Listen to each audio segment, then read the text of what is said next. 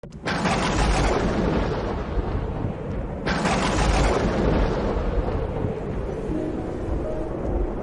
ce temps-là, comme on l'écoutait, Jésus ajouta une parabole. Il était près de Jérusalem et ses auditeurs pensaient que le royaume de Dieu allait se manifester en l'instant même. Voici donc ce qu'il dit. Un homme de la noblesse partit dans un pays lointain pour se faire donner la royauté et revenir ensuite. Il appela 10 de ses serviteurs et remit à chacun une somme de la valeur d'une mine. Puis il leur dit, « Pendant mon voyage, faites de bonnes affaires. » Mais ses concitoyens le détestèrent et ils envoyèrent derrière lui une délégation chargée de dire, « Nous ne voulons pas que cet homme règne sur nous. » Quand il fut de retour après avoir reçu la royauté, il fit convoquer les serviteurs auxquels il avait remis l'argent afin de savoir ce que leur affaire avait rapporté. Le premier se présenta et dit, « Seigneur, la somme que tu m'avais remise a été multipliée par 10. » Et le roi lui déclara, « Très bien, bon serviteur, puisque tu as été fidèle en si peu de choses, reçois l'autorité sur 10 villes. » Le second vint dire, « La somme que tu m'avais remise, Seigneur, a été multipliée par 5. » À celui-là encore le roi dit, « Toi, de même, sois à la tête de 5 villes. » Le dernier vint dire, « Seigneur, voici la somme que tu m'avais remise. Je l'ai gardée enveloppée dans un linge. En effet, j'avais peur de toi, car tu es un homme exigeant. Tu retires ce que tu n'as pas mis en dépôt. Tu moissonnes ce que tu n'as pas semé. » Le roi lui déclara, « Je vais te juger sur tes paroles, serviteur mauvais. Tu savais que je suis un homme exigeant, que je retire ce que je n'ai pas mis en dépôt, que je moissonne ce que je n'ai pas semé. Alors pourquoi n'as-tu pas mis mon argent à la banque? À mon arrivée, je l'aurais repris avec les intérêts. » Et le roi dit à ceux qui étaient là, « Retirez-lui cette somme et donnez-la à celui qui a 10 fois plus. » On lui dit, « Seigneur, il a 10 fois plus. Je vous le déclare. On donnera à celui qui a, mais celui qui n'a rien se verra enlever même ce qu'il a. Quant à mes ennemis, ceux qui n'ont pas voulu que je règne sur eux, amenez-les ici et égorgez-les devant moi. » Après avoir ainsi parlé, Jésus partit en avant pour monter à Jérusalem. Acclamons la parole de Dieu. La parabole des talents, dans ce cas des mines, représentait une grosse somme d'argent. À cette époque, je ne sais pas combien de centaines de milliers de dollars ou d'euros seraient en échange.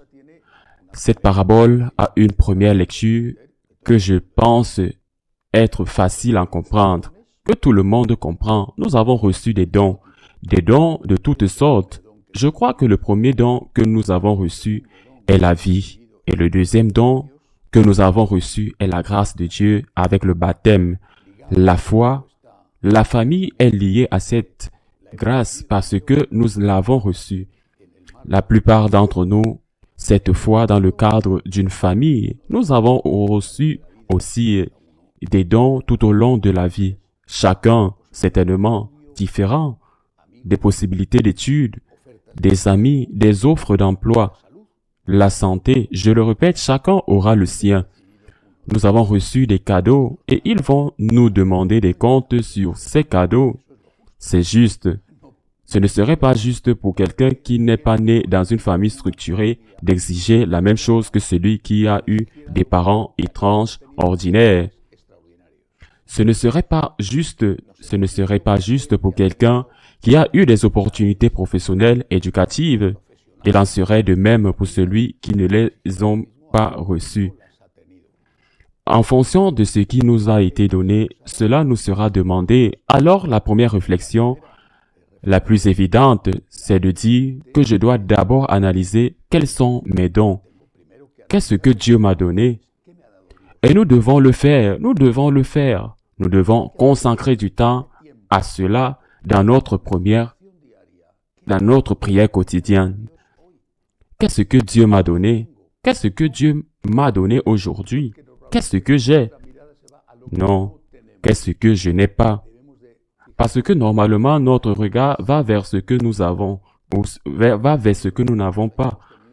Nous devons d'abord regarder ce que nous avons, même si peut-être, à cause des autres moments, nous n'avons nous avons eu plus. Par exemple, une meilleure santé ou même s'il nous manque beaucoup de choses, mais qu'est-ce que j'ai à remercier?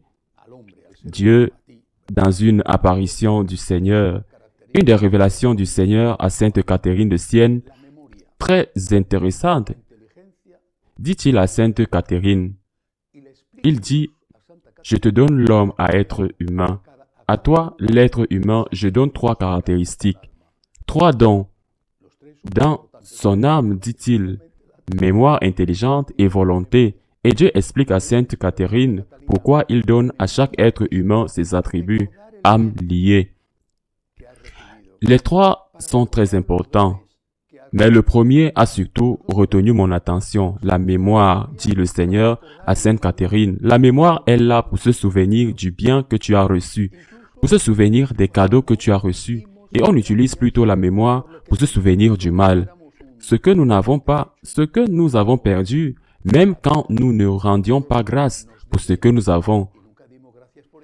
Nous le considérions comme un droit, quelque chose que la vie ou Dieu nous devait, et nous n'en rendions jamais grâce, parce que nous pensions que c'était naturel que nous l'avons eu. La mémoire est comme un attribut de l'âme, comme une faculté de l'âme, et de se souvenir du bien, de ce que j'ai eu. Je remercie Dieu chaque jour pour les parents que j'ai eus. Ils n'étaient pas parfaits, mais je remercie Dieu pour mes parents. Je remercie Dieu chaque jour pour mes amis. Je remercie Dieu chaque jour pour ce que j'ai eu, dont j'ai encore beaucoup. D'autres choses que j'ai déjà perdues. Tout d'abord, merci. Suite à la révélation du Seigneur à Sainte Catherine de Sienne, dit-il, l'intelligence est un don de l'âme qui sert à distinguer ce qu'est la volonté de Dieu, tandis que la volonté est un don de l'âme, un attribut de l'âme qui sert à faire ce que vous voulez distinguer, que vous avez discerné dans la volonté de Dieu pour vous. La mémoire peut être reconnaissante, l'intelligence, pour savoir ce que Dieu veut et la volonté de le faire. Eh bien, ce qui fait partie de l'âme humaine, non seulement de l'âme rayonnante ou croyante, mais de l'âme humaine, de tout être humain contaminé et blessé par le péché originel, c'est à cela que nous devons travailler, et c'est précisément ce que fait ce mauvais serviteur, et c'est ce qu'il reproche au Seigneur, dit-il. Eh bien, si tu n'as pas travaillé, si tu n'as pas fait bon usage des dons que je t'ai donnés, du moins les moins mis à la banque, ce qui n'a demandé aucun effort. Mais c'est juste que tu m'insultes aussi, parce qu'il le dit, c'est que je savais que tu es quelqu'un qui sème et récolte là où tu ne sèmes pas. En plus de qu'il est paresseux, en plus, il l'insulte. Mais ce qu'il dit en exemple, en parabole, c'est ce qui se passe aussi maintenant. Tu ne rends pas grâce pour ce que tu as parce que tu te considères que ce n'est pas un droit. C'est que vous n'y réfléchissez même pas et à la place, vous vous plaignez de ce que vous n'avez pas. Et si vous avez la foi, si vous n'avez pas la foi, je ne sais pas à qui vous allez vous plaindre. Je suppose devant le destin ou le gouvernement. Bien. Mais si vous avez la foi, vous vous plaignez devant Dieu. Vous ne l'avez jamais remercié. Au contraire, quand quelque chose ne va pas, vous allez avec la liste des plaintes en colère, irrité contre Dieu, comme si Dieu, au lieu d'être votre Seigneur, était votre serviteur, votre employé, ton esclave. Si tu sais que Dieu est exigeant, alors mets tes dons à contribution, car tu sais qu'il va te demander des comptes. Le problème, c'est que tu penses que Dieu n'a aucun droit sur toi, que tu as des droits sur Dieu, que tu n'as pas de devoir envers Dieu, et qu'au contraire, que Dieu n'a aucun droit sur toi, et qu'il a des devoirs envers toi. Nous avons complètement transformé la relation au lieu que je sois le serviteur du Seigneur qui en a bénéficié et qui doit remercier de mettre en œuvre ce que j'ai. Par exemple, la culture que j'ai eue. J'ai pu aller à l'université. Combien de personnes n'ont pas pu y aller? C'est mon devoir de mettre cela en application. Au lieu de cela, je me fâche contre Dieu comme si Dieu était celui qui me donne ce que je dois recevoir et dont je ne lui dois rien. Et ce qu'il ne me donne pas, c'est sa faute. de ne pas l'avoir. Dieu est mon Seigneur. Tout ce que j'ai, je lui dois. Et chaque jour, je dois le remercier. Je dois aller au plus profond de mon cœur pour le rencontrer là-bas, pour trouver le royaume de Dieu qui est en moi, pour le trouver, le roi, et remercier-le de tout cœur, avec des mots, et remercier-le avec des actes.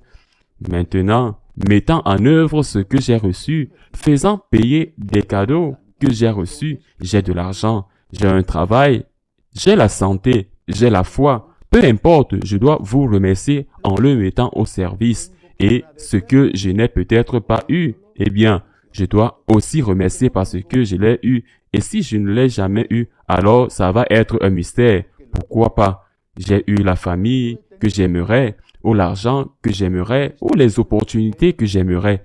Mais ce que j'ai, c'est ce que, pour moi, je dois rendre grâce. Et ce que j'ai, c'est ce que le Seigneur est. Et va me demander des comptes, surtout de ne pas être en colère contre Dieu, car Dieu est le Seigneur, et je ne suis pas le Seigneur du Seigneur, mais le serviteur du Seigneur. Ainsi soit-il.